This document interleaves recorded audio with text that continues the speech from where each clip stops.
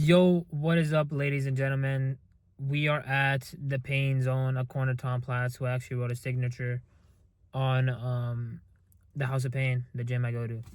And he signed a signature on his own. Like they have a portrait of his picture, and he signed a signature on that portrait, of course.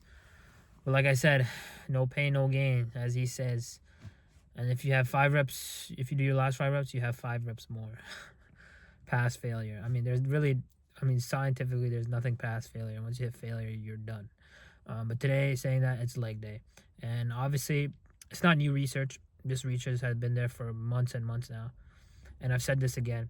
But a lot of people are now talking about how you should do leg extensions before your compound movements or like your lengthening movements, such as your squat patterns or your leg press. Try to do a leg extension if you're trying to focus on your quads. Now, the reason why they say is first, peripheral fatigue, and secondly, just fatigue in general to your stimulus ratio. What I mean by this is that your leg extensions, when you do them, it targets your shortened quad position. When you do squats, it targets your lengthened quad position, and those lengthened quad movements are very taxing. So it causes peripheral fatigue in your whole quad. So when you go into leg extensions, that's why you feel tired, that's why you feel sore, that's why you feel like I just want to be done with it. So that's why they say flip-flop those. Do leg extensions first and then do your Smith squats or your pendulum squat or your hack squat. Now, if you're actually doing barbell movements such as barbell squats, or even this same thing can be applied to hamstrings, by the way. If you're doing RDL machine, hamstring, hip hinging movement machine, anything like that, the same thing can be applied. But they say that like if it's compound, like if it's the actual barbell squat or RDL without like Smith, without support, then you can do that first. Now, I would recommend, depending on what your primary focus is, okay? When you are doing deep squat patterns, know you're hitting your adductors and your other parts of your leg. I forgot the human anatomy. Yes, I know I should learn a little bit about the human anatomy.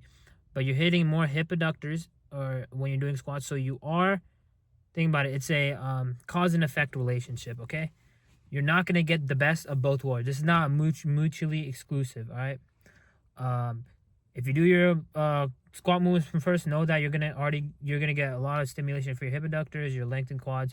But if you do leg extension first, you're gonna get a lot of stimulus for your shortened quads and now your hip adductors. Okay, you're gonna have a pro and con for both. Okay, there's gonna be a tax write-off essentially, bring economy now, tax write-off to whatever you do. So you prioritize what you want to do. Now to get bigger legs, it's known that you gotta focus on your quads. That's the biggest muscle. That's like the tricep of, it's like the tricep of your legs, because the triceps make 70% of your arms, the same as your quads. So, I mean, I know it is nuancy and all that, but you do you. And for me right now, I don't know. I think pendulum squats, when I do those are very less taxing than I do Smith squats. When I do Smith squats, it's very taxing because like I have control of the range of motion, and it's like there's no like pad or anything. It's just like the bar and then you go down. When I do pendulum squat, hack squats, you have that pad on your machine. You have sense of stability. Even with Smith squats, you do have stability, but still compared to a pendulum and hack squat, it's way different. So stability is a big factor into what you want to gauge, into what you want to do. So at the end of the day, it doesn't really matter. Some people say you don't even need to have a squat pattern. Now, I don't know. I think that's like 6 years down the line. You gotta, in my opinion, you gotta just do squats, man. I know science says that, you don't really need it, but that's for like the more advanced lifters. I say if you're a beginner, bro, do squats. It allows you not only like just obviously your mind muscle, or like your muscle adaptations and neurological adaptations, but just your mindset, okay? When you go into it, your squats, it's like, bro, it's do or die, And if you have that type of mindset, it carries on into your other lifts and just that gym mentality. So that's what you're gonna miss on if you don't squats. And squats are just like, they're like the biggest. That's the first thing you think of when you think of legs. So come on, man. I don't know. But if your goal is to build just big legs over time with whatever genetics you have, then yes, you should play into factors. Okay, what you want to do. Now let's see what I'm gonna do. I don't know. I don't know yet, really. Right today, I'm doing pendulum squats, so I know I'm gonna do that first, and it is taxing, but it's less taxing than I would do Smith squats. I don't know, and it's not like I'm super fatigued when I do leg extensions either. It's like after I do one set of leg extensions, then I'm low key done. Like that second set kind of gets to me. Or I can vice versa. I could adjust my volume. Technically, I can be like, okay, let's try one set of pendulum squat today and see how that goes, and then go into leg extensions. But knowing me, I'd rather do more than less. Okay, I can't, bro. When it comes to volume, I'd rather do more than less. And I know. It's probably a bad judgment based upon new literature, but it's just my own caveman mindset or just stubbornness of just doing the bare minimum, but or doing the minimum to maximize your gains. I don't know. It's not even the minimum. It's just my own type of thing. Obviously, I will adjust volume and adequate it accordingly. My upper days are set in stone. They're amazing. I don't feel fatigued. But yeah, I don't know. We'll see how it's going. I say just hit the set. If you're progressively overloading at whatever pace you can be, then that's good, okay? Some people go up 45 pounds in a month. I don't know how, okay? I don't know how. I only go up by like 10 to 15 pounds increments. But as long as I'm making gains, as long as I have goals, okay? I have goals. I want to hit 3-plate squat, Smith squat, like in this coming year, at least somewhere around this year.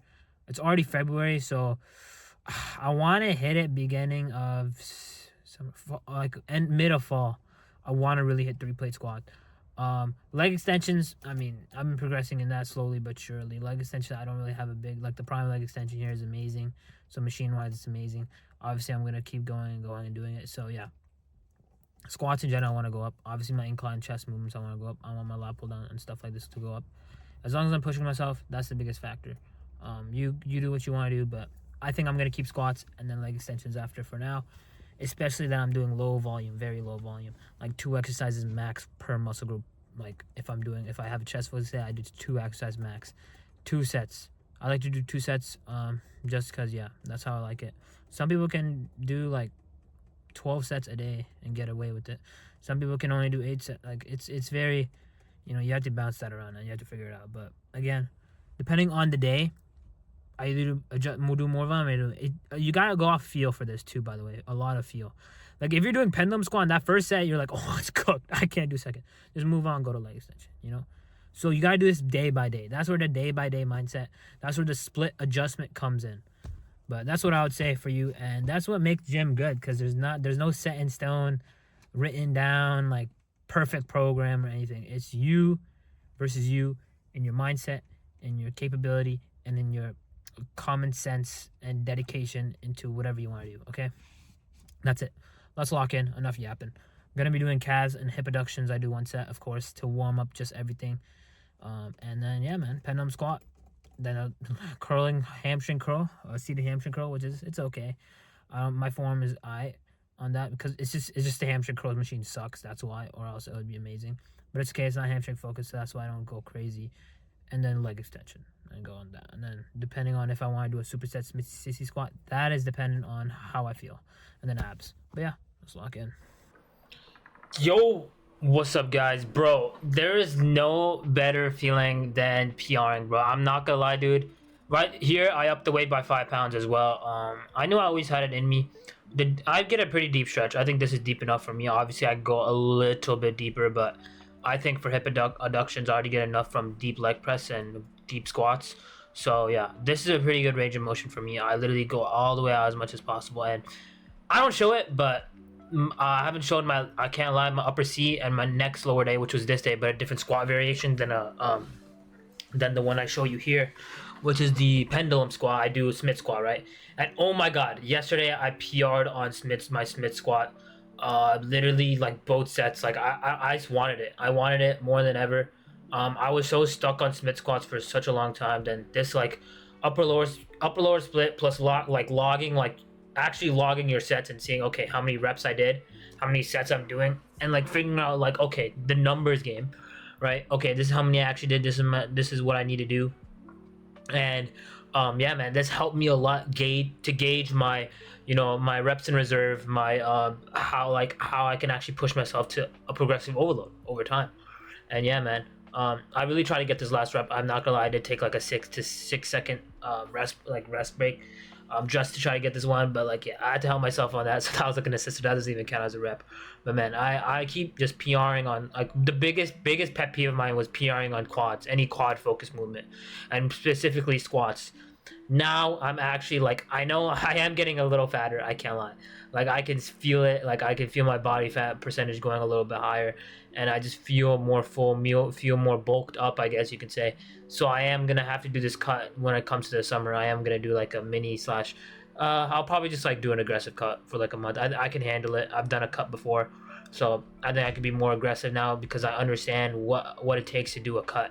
And I'll probably just do like 1,000 calorie deficit, eat at maintenance for a bit, like decrease my calories by 300, and boom, decrease it by 1,000. And yeah, because I am in a slight like 300 calorie surplus right now, which is fine. I haven't really been, I'm not gonna lie, I haven't been tracking my food recently, like for the past couple weeks. So I need to get back on that. I have been eating the same meals, but I've like changed my carbs up. Instead of eating white rice, I've been eating like a lot of, since it's like Ramadan, fast foods. If y'all know, like pakore, which are basically fried potatoes, but I air fried them. And like, so you can say spring rolls, which we call like egg rolls or spring rolls. Yeah, spring rolls. But I air fry them. I use no oil.